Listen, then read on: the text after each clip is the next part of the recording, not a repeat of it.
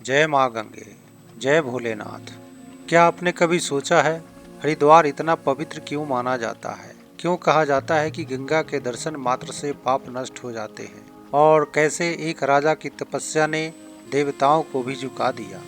आज की इस कथा में हम जानेंगे हरिद्वार का महात्मा, गंगा जी के धरती पर अवतरण का रहस्य और राजा सगर से लेकर भागीरथ तक की वह अद्भुत यात्रा जिसने मानवता को मोक्ष का मार्ग दिया।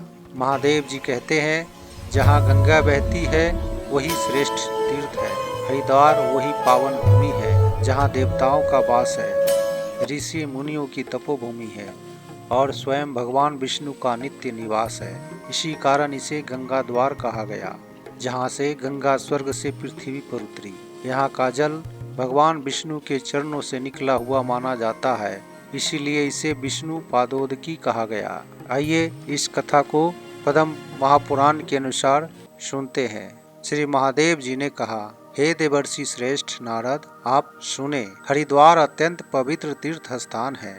वहाँ जहाँ पर गंगा बहती है वहाँ पर उत्तम तीर्थ बतलाया गया है। वहाँ पर देवताओं, ऋषियों तथा मनुओं का निवास है। साक्षात भगवान केशव का नित्य निवास बना रहता है। हे वत्स, वहाँ पर प्राचीन काल में महान तीर्थ हुआ। उसका दर्शन करने मात्र से ही पाप दूर भाग जाता है। वहाँ पर पुण्य विशेष के कारण गंगा अत्यंत मनोहर हो गई। श्री भगवान का चरण स्पर्श करने के कारण वे विष्णु पादोदकी हो गई। महाराज भागीरथ उनको उस मार्ग से लाए और अपने पूर्वजों का उद्धार किए। नारद जी ने कहा, हे महादेव, ये महातपस्वी भागीरथ कौन है जो सांसारिक जीवों का कल्याण करने के लिए गंगा जी को लाए? सभी लोग कहते हैं कि गंगा का जल अत्यंत पवित्र है, सभी पापों का विनाश करने वाला है। यह सभी तीर्थों में उत्तम है। जो व्यक्ति सैकड़ों योजन दूर से भी गंगा जी का नामोच्चारण करता है, वह सभी पापों से मुक्त होकर भगवान विष्णु के लोक में जाता है। हे सुब्रत, यह बतलाइए कि भागीरथ गंगा जी को क्यों लाए? उनका कौन सा कार्य था? तब महादेव जी ने कहा, गंगा जी को जिसने अत्यंत मनोहर गंगा द्वार में लाया, उन सारी बातों को मैं क्रमशः बतलाता हूँ। प्राचीन काल में त्रैलोक्य में सत्य का पालन करने वाले राजा हरिश्चंद्र थे। उनके पुत्र भगवान विष्णु के भक्त रोहित हुए। रोहित के पुत्र वृक हुए। वे भी धार्मिक तथा सन्मार्गानुगामी थे। उसी वंश में उनके पुत्र सुबाहु हुए।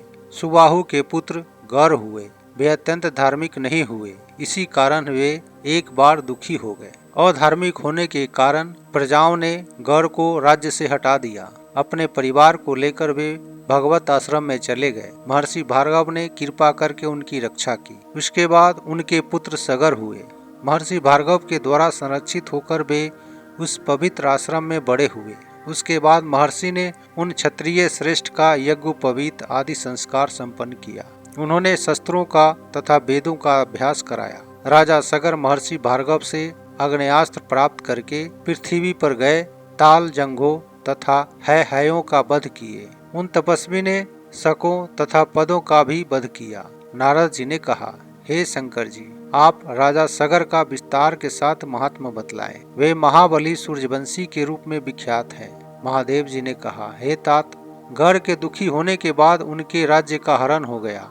हयों, ताल जंगों तथा शकों ने मिलकर उनका राज्य ले लिया। हे ब्राह्मण, यवन, पारद, कंबोज तथा पहव, इन पांचों ने है के लिए आक्रमण किया। राज्य छीन जाने पर राजा गर वन में चले गए। उनके साथ उनकी पत्नी भी गई। दुखी राजा ने अपने प्राणों का परित्याग कर दिया। उनकी पति व्रता कल्याणी गर्भवती थी। उसकी सौत पहले पुत्र प्राप्त करने की इच्छा से महर्षि भार्गव की शरणागति की। वह तो अपने पति की चिता बनकर वन में रो रही थी। हे नारद, महर्षि भार्गव ने गढ़ की पत्नी को मरने से रोका। उन्होंने बतलाया कि उसका पुत्र धार्मिक तथा सात्विक एवं प्रिय होगा।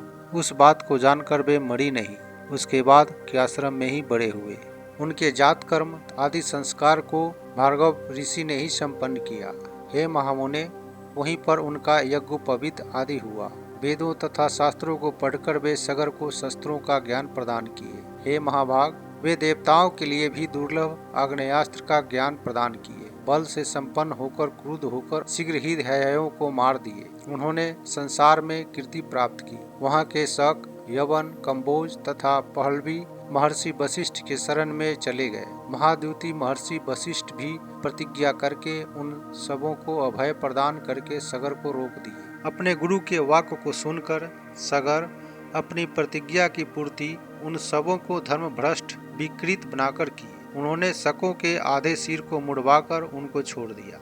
उन्होंने यवनों तथा कंबोजों के पूरे सिर को मुड़वा दिया। पारदों के संपूर्ण केशों को उन्होंने मुड़वा दिया। पहलवों की दाढ़ी उन्होंने छोड़ दी। इस तरह सबों को जीतकर सगर ने धर्म की रक्षा की। सभी धर्मों को जीतने वाले राजा ने इस संपूर्ण पृथ्वी को जीत लिए। राजा अश्वमेध यज्ञ करने के लिए अश्व का संस्कार किए। उनका अश्व दक्षिण युद्ध समुद्र के बेला तट के सन्निकट चलता हुआ पृथ्वी में प्रवेश कर गया। सगर के पुत्रों ने उस स्थान को हर ओर से खन डाला। समुद्र के खनन के समय उनके पुत्र अश्व को नहीं प्राप्त कर सके। उन सबों ने वहां पर एक आदि पुरुष को देखा। वे संसार के स्वामी महर्षि कपिल थे। उन सबों ने कहा, यह चोर है। अपनी दुष्ट बुद्धि के कारण वे सब उनके नेत्र की अग्नि से जल गए। उनकी संख्या 60,000 थी। उनमें से सगर के 4 पुत्र ही अवशिष्ट रहे। उनके नाम थे ऋषिकेतु, सुकेतु, धर्मरथ और वीर पंचजन। इन सबों से ही सगर का वंश आगे बढ़ा। सगर को स्वयं भगवान श्रीहरि ने 5 बड़ों को प्रदान किया। वंश, मोक्ष, सुकृति, समुद्र जैसे पुत्र सगरत्व को वे राजा अपने उस कर्म से प्राप्त किए। उस अश्वमेधिक अश्व को उन्होंने समुद्र से प्राप्त किया। उन महायशस्वी राजा सगर ने 100 अश्वमेघ यज्ञों को किया।